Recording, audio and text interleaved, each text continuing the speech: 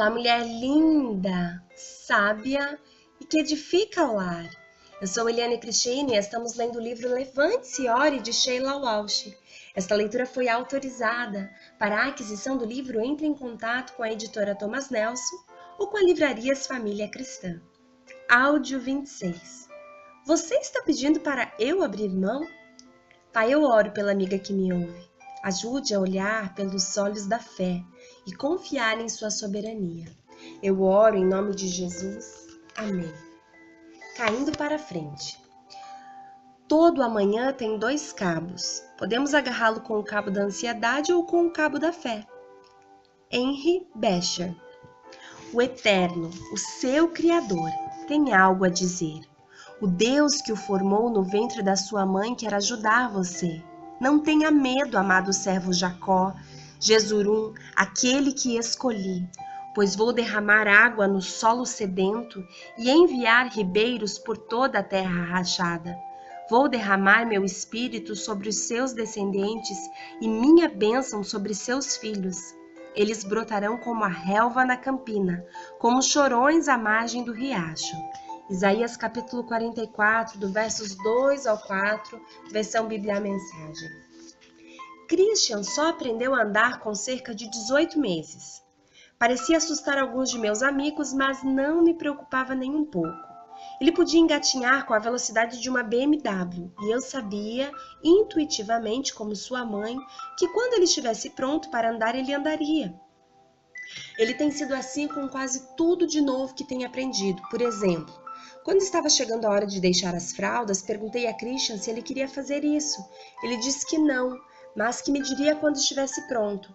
Um dia estávamos no McDonald's com um de seus amigos que era 1 ano mais velho que Christian. O amigo disse que precisava ir ao banheiro, então todos nós fomos para lá. E Christian deve ter percebido que seu amigo não estava de fraldas. No trajeto do carro para casa, depois de deixarmos o amigo dele, ele anunciou: "Chega de fraldas, mamãe." E ele nunca mais usou fraldas. O mesmo aconteceu com a jornada de fé dele. Quando Christian tinha 5 anos, comprei um pequeno livro da organização missionária Campus Cruzada para Cristo, que explicava de modo simples e claro a uma criança o que significava pedir a Jesus para ser seu Salvador. Deixei que ele desse uma olhada nas páginas e depois atendi o seu pedido de lê-lo. Li o livro 2 vezes, ele pediu de novo, e depois perguntei o que achava. Ele me falou que parecia uma ótima coisa para fazer, mas que ainda não estava pronto. Cerca de 2 semanas depois, ele me perguntou se eu ainda tinha o livro. Eu disse que sim, e a pedido dele li-o mais uma vez. Então ele falou: "Estou pronto, mamãe. Você pode orar comigo?" Se eu tivesse de escrever quais foram os pontos altos de minha vida, aquela oração estaria no topo da minha lista.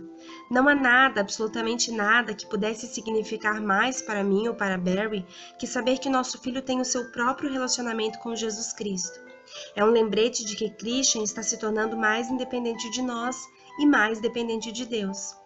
Uma troca de tutela doce e amarga ao mesmo tempo, mas maravilhosa. As fases da vida de uma criança são marcadas por alegrias e tristezas, dificuldades e risos, quedas e levantes. Ser mãe é o empreendimento mais exigente que já abracei. Nunca encontrei um desafio maior em minha vida de oração do que aquele que enfrento com relação a meu filho.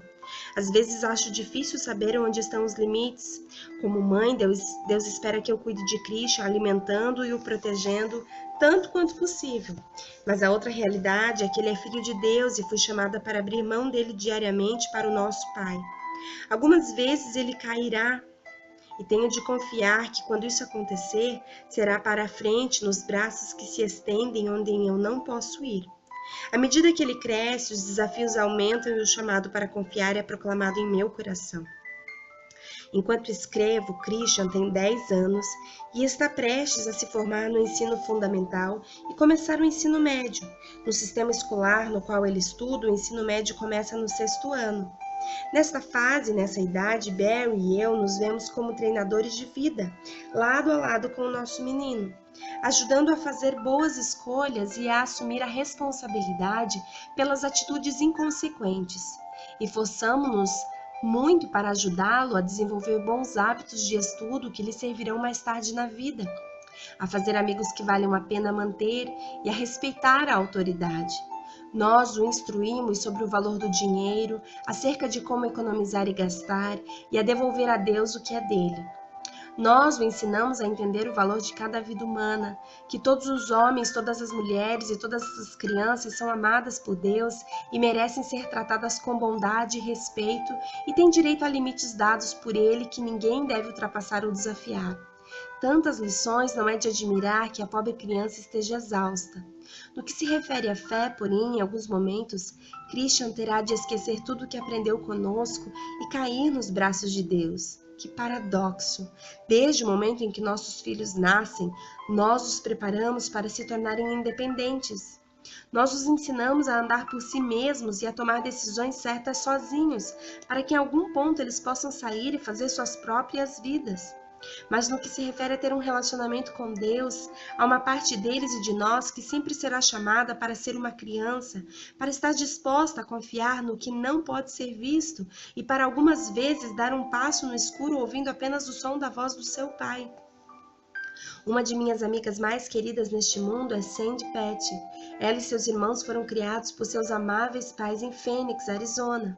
Eles moravam em uma casa pequena e uma das brincadeiras que gostavam de fazer para se divertir quando criança era com o pai de Sandy. Ela escreveu sobre isso em seu livro Caindo para Frente. A brincadeira era que seu pai colocava cada criança no telhado, não se preocupe, não era muito alto, e elas pulavam nos braços dele. Parecia divertido para Sandy até chegar a vez dela, quando congelava na beira do telhado. O que parecia muito viável enquanto ela observava os seus irmãos pularem, na hora H parecia aterrador. O pai de Sandy lhe dizia: Sandy, de uma maneira ou de outra você vai cair. Se você cair para trás, não há nada que eu possa fazer para ajudá-la, mas se você cair para frente, eu seguro você. Essa lição simples permaneceu com Sandy ao longo dos anos de tremendo sucesso e dos anos de tristeza. Em 2007, ela foi uma das palestrantes convidadas no Mulheres de Fé. Enquanto compartilhava sua história de estar em lugares muito escuros e assustadores, ela se lembrava das palavras de seu pai, que agora se tornavam as palavras do seu Pai Celestial. Sandy, caia para frente, eu seguro você. Ouço essas palavras claramente como um chamado a uma oração de entrega. Pai, estou caindo para frente nos teus braços. Por que é tão difícil para nós cristãos fazer isso? Por que é tão difícil orar? Não a minha vontade, mas a tua, Deus. Pelo menos sei que é difícil para mim. E quanto a você? Você acha, assim como eu, que embora saiba que deve entregar uma situação a Deus, você simplesmente não consegue soltá-la? Que embora haja algo que você sabe que Deus está colocando em seu coração, você tem medo demais de se comprometer com isso?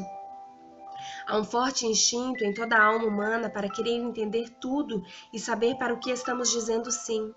Quando o estudioso da ética John Kavanagh passou 3 meses em Calcutá com Madre Teresa na casa dos moribundos, ela lhe perguntou como poderia servir-lhe. Ele pediu que ela orasse, e após a freira perguntar qual oração ele gostaria de ouvir, veio a resposta: por clareza. Ela respondeu: não vou fazer isso. A clareza é a última coisa a qual você está se agarrando e precisa abrir mão dela. É difícil tirar nossas mãos das coisas que ansiamos por consertar e confiar em Deus para fazer o que só Ele pode, ou ceder mesmo quando estamos com medo do resultado.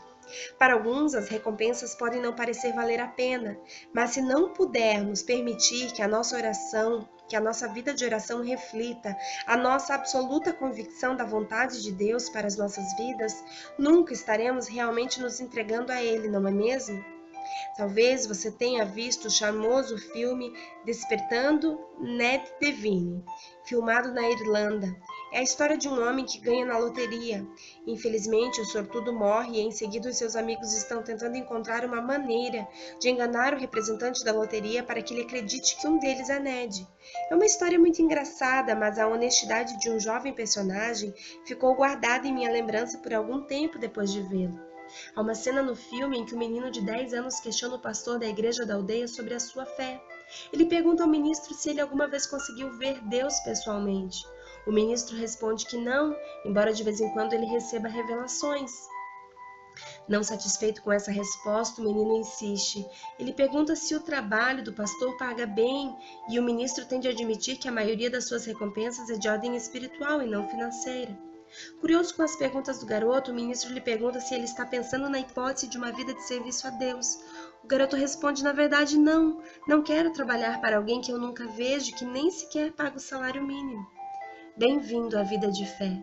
Embora a minha experiência mostre que Deus não fica devendo nada a homem algum, na verdade o que o pastor estava querendo transmitir ao menino era como desfrutar uma vida de mistério, uma vida de renúncia. Não há nada mais libertador que orar com absoluta submissão, pois abrir mão de algo é o catalisador da mudança. Eu não costumava ser uma grande fã da palavra renúncia, principalmente porque quando você olha os sinônimos dessa palavra, encontra desistir, render, abandonar, entregar. Minha luta de tantos anos resistindo à renúncia tinha origem em um medo profundamente arraigado na minha vida. O que aconteceria se eu orasse a Deus e lhe dissesse que realmente estava abrindo mão de todas as coisas que eu controlo, casa, trabalho, casamento, a criação de meu filho, etc. Mas passei a perceber que o meu foco estava no lugar errado e que eu estava fazendo a pergunta errada. O foco correto está no coração e no caráter de Deus. E a pergunta certa é, quem está nos pedindo que lhe entreguemos a nossa vida? Isso muda tudo, isso nos muda, de uma maneira que jamais experimentaríamos se não caíssemos para frente. Pergunte ao apóstolo Pedro, a oração de renúncia, de finalmente chegar a entender que ele não estava no controle, moldou sua vida novamente. Uau, super uau, glória a Deus. Eu sugiro que você ouça esse áudio novamente e que você aprenda a cair para frente, a cair nos braços do Pai. Ainda que você não tenha todas as respostas às suas indagações, seus anseios, que você aprenda a confiar que a vontade de Deus é boa, é perfeita, é agradável e Ele sabe o que é melhor para você. Um grande beijo e até o nosso próximo áudio.